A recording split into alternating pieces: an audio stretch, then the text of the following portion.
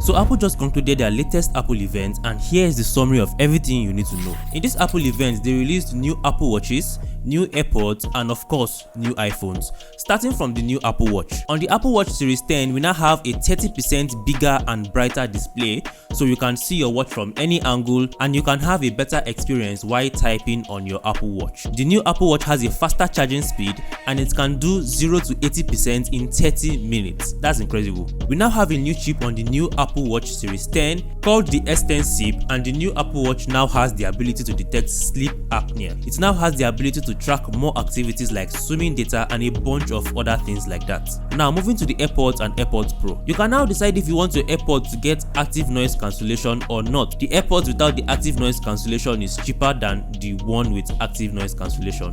With the new AirPods and AirPods Pro, Apple actually gave it a more refined design so that it can be more comfortable in your ears. They also added this new feature where you can nod to respond to Siri. So for example, let's say you are listening to music on your AirPods and you get a call. Siri could ask you if you want to pick the call, and you can simply respond to Siri by nodding, and Siri will actually understand if you want to pick that call or not. We also get this new feature called adaptive mode, so depending on your environment and the amount of noise in your environment, your AirPods can actually adjust the level of noise cancelling, so you don't have to always change modes. Additionally, your AirPods can now detect if you are talking to people. So if you are listening to music and your AirPods detect they are talking to someone, it will automatically reduce the volume of the music you are playing, and when you are done talking to that person, your volume goes back to normal.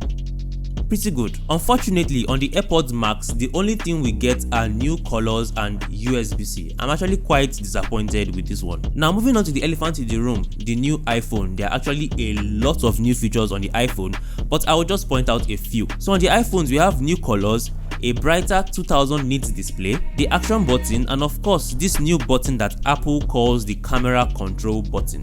This camera control button actually helps you to quickly access your camera, and it also helps you to quickly access different settings from the camera. So if you want to capture a moment, you don't have to open your phone, open the camera app.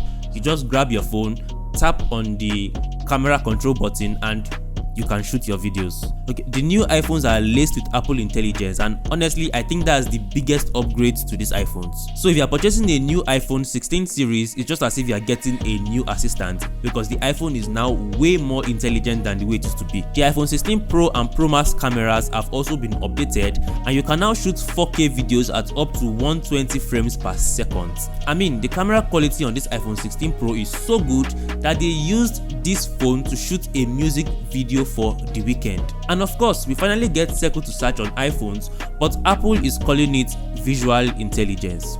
Apple are always coming up with different names for features that other phones had before. What do you think about these new features and devices from Apple? Will you be getting one of these new devices? Let me know your thoughts in the comment section.